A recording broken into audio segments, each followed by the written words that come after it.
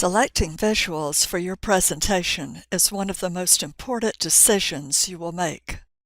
Puny photographs, confusing charts, and distracting diagrams can send the wrong message to your audience and sabotage your presentation before you open your mouth.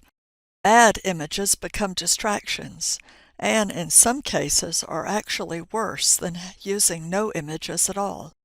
In this presentation, we will look at some simple ways to be sure that the visuals you use in your presentation will add value and support your goal. There are 3 questions you should ask yourself about every visual you use in your presentation. First, does it support your message? If you use poor quality, overused, or generic images that don't support your message, these images may end up being distractions. They don't complement your message, they just get in the way. If you use interesting and relevant images, your presentation may become more potent and powerful, ensuring that it is remembered long after your audience has forgotten the title. Second, does it evoke a feeling in your audience? Researchers note that information is more easily remembered if it's in visual rather than textual format, and if it elicits an emotional response in the viewer. Third, does it add meaning to your content?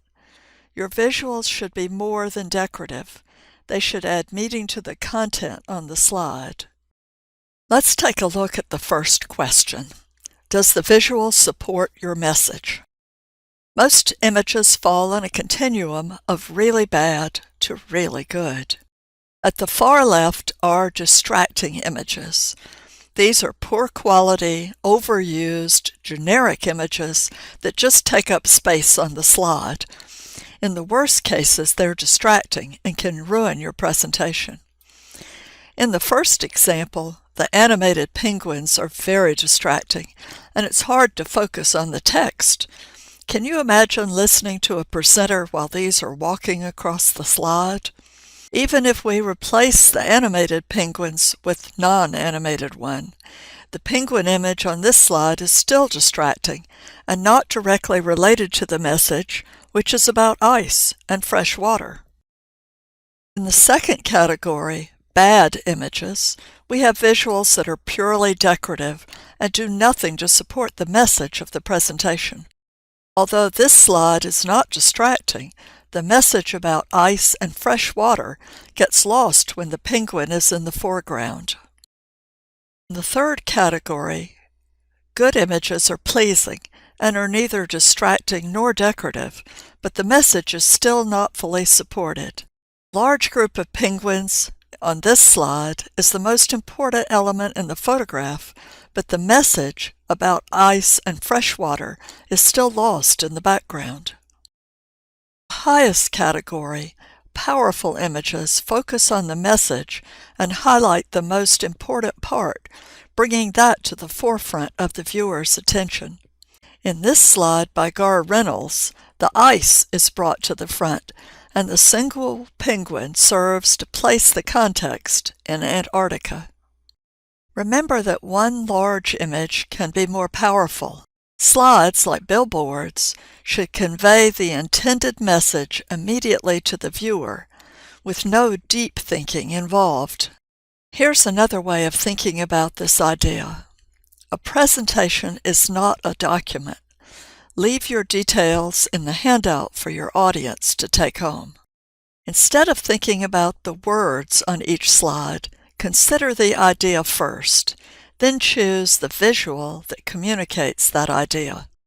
The next question to ask is, does the visual evoke a feeling in your audience? When appropriate, use visuals to elicit an emotional response from your audience. Logic helps people to draw conclusions, but emotions get people to act. Emotions help your audience to remember your ideas and stories after the presentation is over. Humans can process images 60,000 times faster than words. Researchers tell us that we recall information that's presented as images 6 times more easily than text. What images were on the previous 3 slides? Here are some examples of powerful ads that evoke an emotional response in most people, mainly without any text. Take a look at this ad for toilet tissue. Extra strong, extra long. What's the story? What do germs look like? What is this product selling? Read the label. Are you thirsty? Why is the Hallmark bag in color and the rest of the visual gray? How does it make you feel? How strong is this paint? This is an interesting ad. Besides the obvious cleaning power, what else is this ad communicating in a very subtle way? Did you see the ring on the woman's finger? Now try setting up this ad for yourself. Try holding a child's hand with your hand in the position of the hand in this picture. Hard to do, isn't it? Why was it set up this way? If you guessed it was to show the woman was married, you were correct. Is this lotion moist? How can you tell? The third question is whether the visual adds meaning to your message. This slide has 3 graphics. Do any of them add meaning to the message? Now take a look at the revised slide. Remember that each slide should have one big message, so we've taken the top 3 concerns and divided them into 3 slides. This is the first slide. Does this visual add meaning to the message? So let's consider 6 key points when selecting an image. Ditch those tired images. Try to select images that are unique and interesting, something your audience hasn't seen before. Instead of a clip art light bulb to symbolize an idea, try something different. Try the unexpected. The best example of this that I can think of was a television ad for a company that sells services. They use the idea of cowboys herding cats. Here are some of the scenes. If you're interested in seeing the whole commercial, just Google cat herders in YouTube. Fake is always bad. Almost everyone in stock photography looks beautiful, perfectly poised, every hair in place.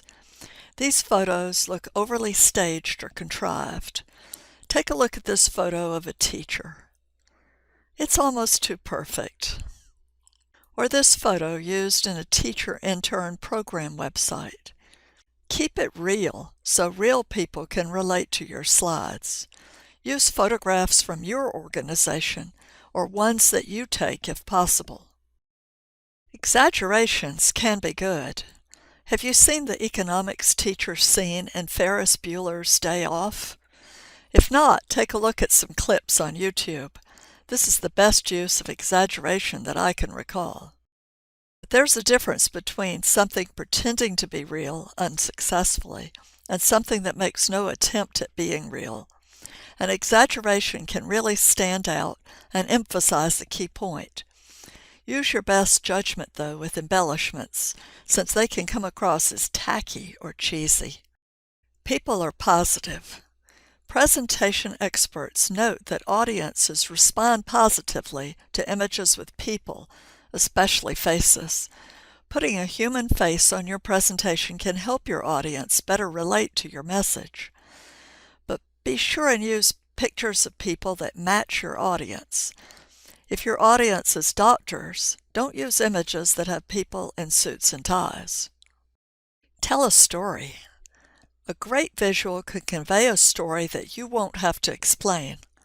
In this visual of a typically boring presentation for newly hired employees, a roadmap is used as an analogy to show the options available in the orientation. In this video, we looked at some simple ways to be sure that the visuals you use in your presentation will add value and support your goal. We use these questions to determine whether a visual was effective. Does it support your message? Does it evoke a feeling in your audience? Does it add meaning to your content? I hope these guidelines will help you select powerful visuals for your presentation.